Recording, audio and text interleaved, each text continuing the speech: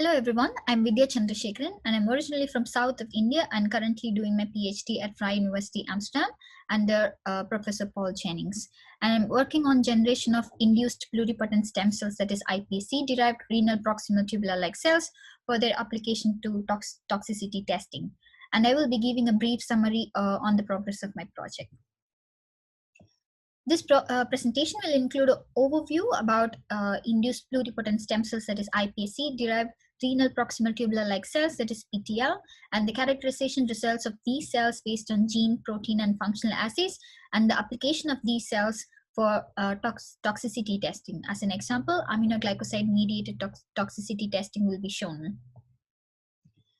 Kidney is an important organ in maintaining whole body homeostasis, and this is done by the functional unit of the kidney called nephron.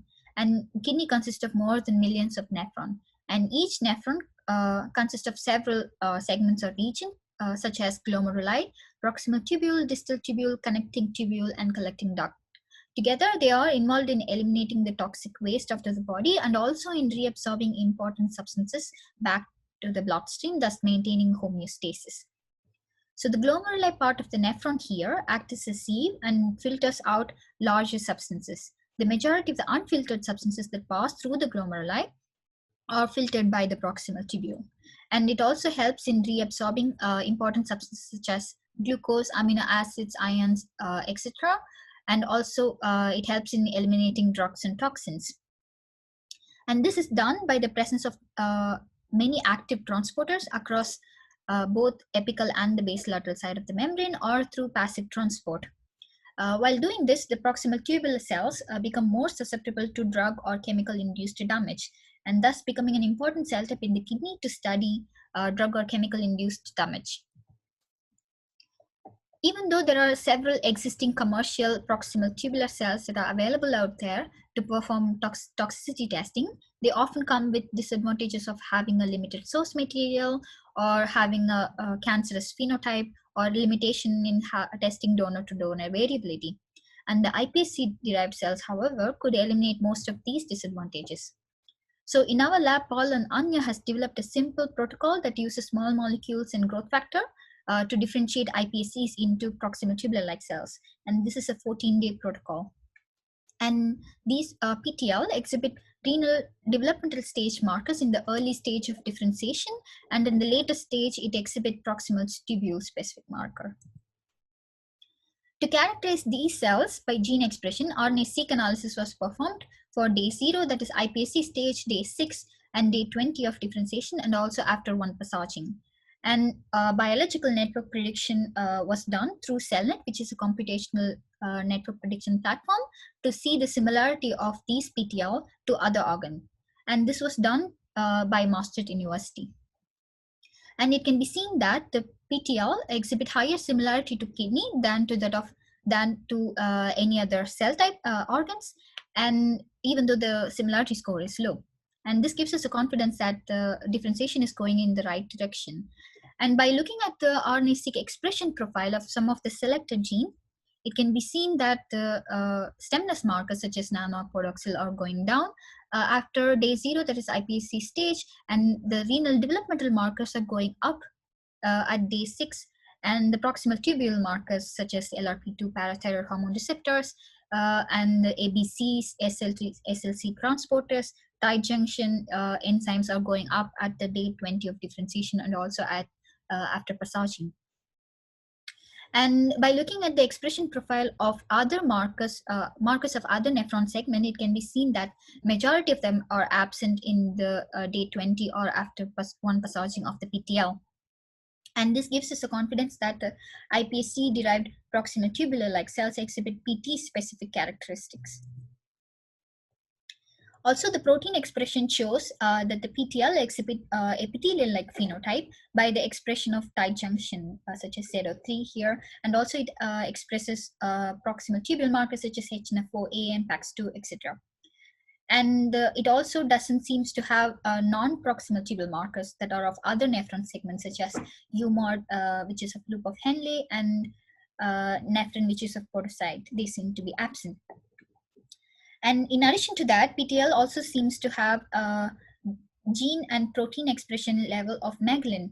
And megalin is one of the important endocytosis receptor that is present in only few organs throughout the whole body, such as in kidney, parathyroid gland, and reproductive tissues, etc.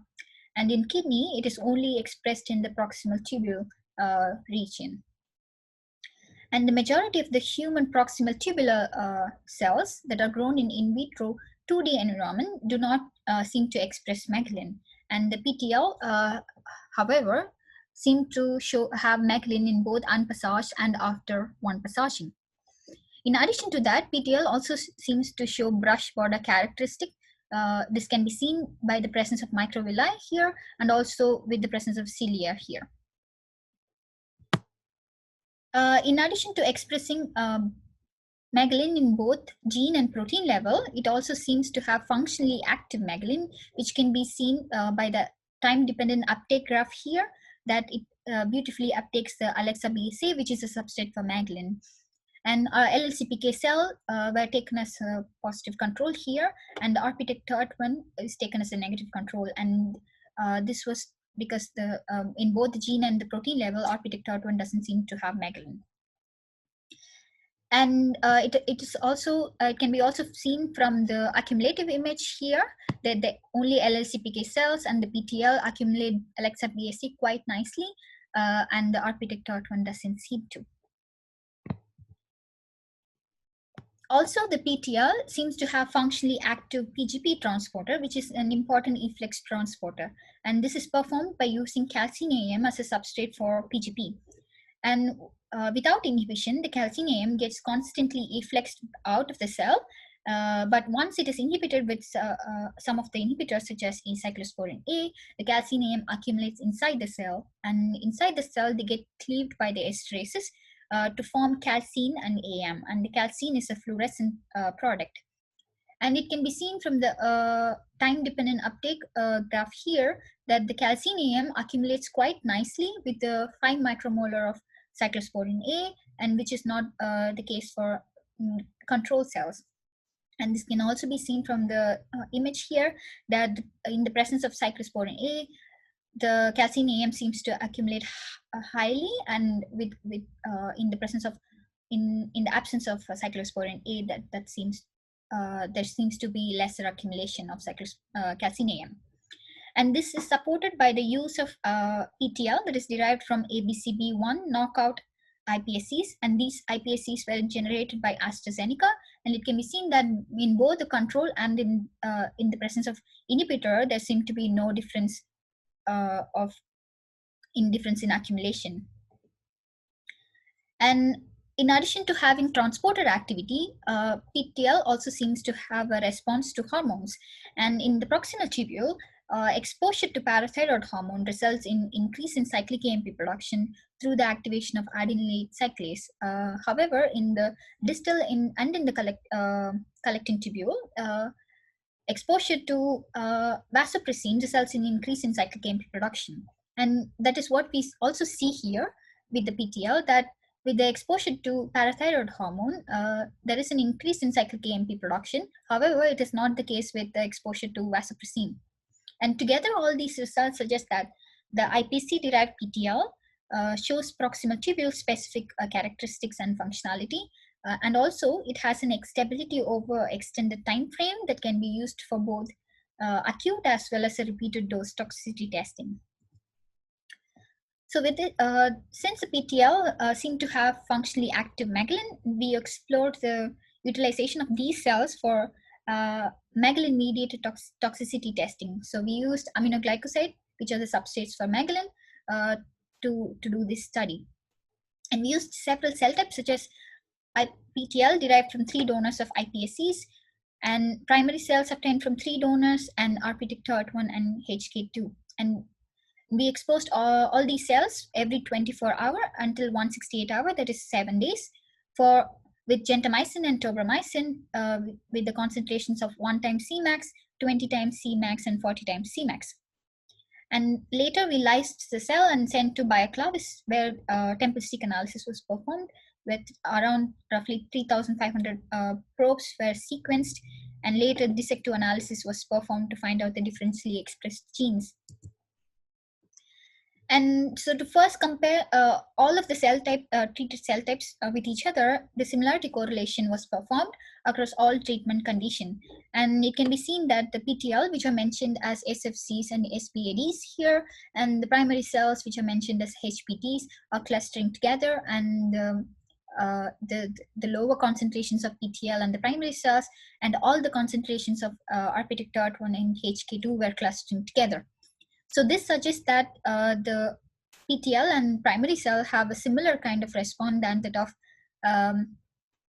RPTEC-1 and HK2. So to further understand what kind of response was seen in PTL, we did an enrichment analysis using consensus DB interaction database with the pathways chosen from reactome database. So to our surprise, mostly interferon related signaling was seen rather than the previously known UPR activation. This is the case for both PTL and as well as the primary cells, and also in gentamicin as well as in the tobramycin treatment. But in the case of RPTEC-1 and in the HK2, no predominant pathway was activated in both gentamicin and tobramycin. So what was commonly thought was that the aminoglycoside enters through megalin and then it gets accumulated in the endosome and in the lysosome. Once the aminoglycoside accumulates heavily in the lysosome, they get ruptured and leading to activation of cascade of events such as ER stress or mitochondrial liabilities, etc., and thereby leading to cell death. However, only recently it is shown that these old antibiotics has indeed having a new activity of triggering TLR3 receptor in endosome and thereby triggering STAT1, STAT2 interferon signaling. To further validate if the predicted pathway was indeed true, we used rat in vivo microarray data provided by Thomas Pranica and Thomas Exner, and we saw and it was also shown here that the major pathway of activation was indeed interferon signaling rather than the expected UPR pathway activation. And you can also see from the top 100 genes of in vivo condition that they are also expressed in differentially expressed in PTL and in the HPTs, and this is not the case for RPTEC-1 and HK2s. So this gives us a confidence that the aminoglycosides such as gentamicin and tobramycin activates interferon signaling possibly through the activation of toll-like receptor in endosomes. So to summarize, we have developed a simple protocol to successfully differentiate iPSC derived PTL into which have PT specific phenotype and functionality, and also PTL have functionally active megalin, which gives us an opportunity to test megalin mediated toxicity like aminoglycoside mediated toxicity or even nanoparticle mediated toxicity, wherein the nanoparticle gets uptaken through endocytosis route. And the PTLs are stable, quite stable, and it can undergo one round of freeze-thaw cycle, so which makes them easier for expansion and also for banking the cells. And they are stable for at least 7 days after differentiation, so which makes them a useful tool also to do repeated dose toxicity testing in addition to acute dose toxicity testing. So with that, I would like to thank all the funders in 3 EU Toxics and STEM Bank and EFPAA. And also I would like to thank Team In3 and Team Maltox for the extended support and guidance. And it was fun working with all of you. And I would also like to thank Maastricht University and AstraZeneca for being involved in the project. And thank you very much.